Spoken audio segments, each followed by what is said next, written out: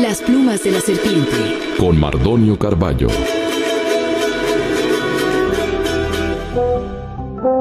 El círculo es constante, las esferas se rondan, se tocan, se miran, se comunican, no se entienden.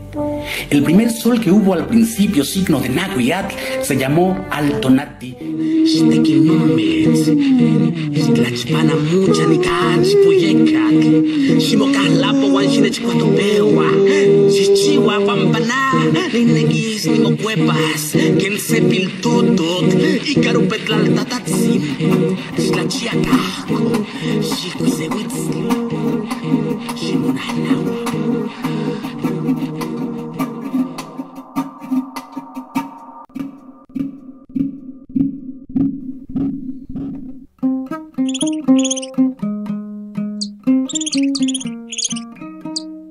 Ahí crecí y los primeros años estuve nadando en sus ríos, subiéndome a sus árboles, batiendo el lodo de las épocas de lluvia. Dice, o hay por ahí una especie de creencia falsa, maniquea, que dice que uno es pobre porque quiere, ¿no? Nadaba todos los días en el arroyo que estaba al lado, entonces en ese sentido sí, siempre me pregunto qué es la riqueza y qué es la pobreza. Yo fui un niño de faldas, ¿no? Yo soy un hombre-mujer, ¿no? Donde mi historia hace eso. Tengo 9 hermanas y un hermano, imagínate tú si no. O sea, crecí bajo esa vorágine de lo mujer, en un contexto indígena impresionante, donde tengo una madre que tiene todos estos recursos de la tradición oral, donde la luz eléctrica llega por fortuna varios años después. Los primeros años de nuestra vida fue cuidados, protegidos por esa mujer que nos regalaba las estrellas en la noche, nos decía, escoge una estrella, yo te la regalo, y nos contaba todo un cuento para llegar a ese regalo. O sea, cuando yo leo Alicia en el País de las Maravillas, que es mi primer libro que leo a los 7, 8 años, para mí era muy claro que los conejos hablaran, ¿no? Que los conejos se comportaran como seres humanos, en fin, todo ese mundo fantástico. Yo no lo tuve por los libros, lo tuve por mi mamá. Nosotros, o sea, tenemos varios cuentos donde los animales, ¿no?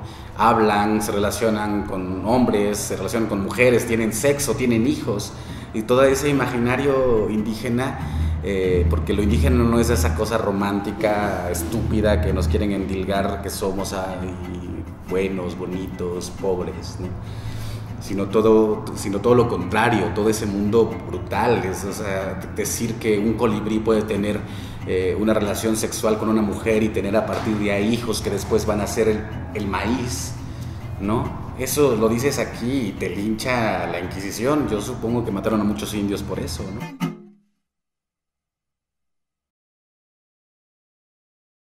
Nazco con una madre monolingüe, con un padre empeñado en que yo aprendiera español, ¿no?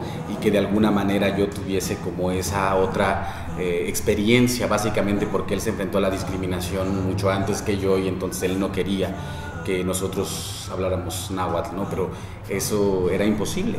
Tenía una mamá monolingüe en náhuatl, ¿no? Entonces eso era una cosa que casi estaba dado por hecho, ¿no? Me interesa muchísimo trabajar las dos lenguas en lo que escribo y en lo que hago, ¿no? Hay un sentimiento también de dignificación, de reivindicación de los pueblos indígenas, porque en la medida que yo he ido creciendo, he sido contaminado con muchas otras vertientes y corrientes ideológicas, políticas, filosóficas.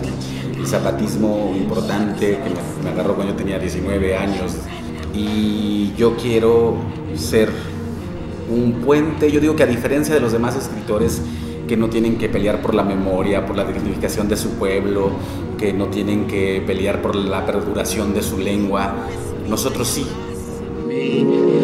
Córtame el cuello de una vez, pinta la casa con mi sangre, corta mis piernas, pule los pisos con sal de mar. Hablar en náhuatl es un acto de resistencia. Hablar es un acto de resistencia, no callar es un acto de resistencia. Hablar en tu idioma es un acto también de resistencia, pero también es un acto de memoria y también es un acto de hablar por los otros, ¿no? Por los que todavía yo llamo, por los que todavía están en el closet, yo digo, ¿no? De aquellos compañeros indígenas que no quieren reconocer que hablan una lengua o que no quieren reconocerse como pertenecientes a un grupo originario o pueblo originario de México, ¿no?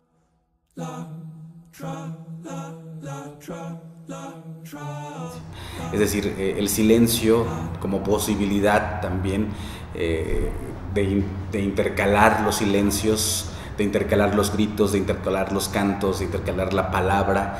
Me parece que eso ya es un acto de resistencia. Hacerlo en idiomas indígenas también, aparte de eso, ¿no? es un planteamiento hacia la vida, una posibilidad de vida nueva.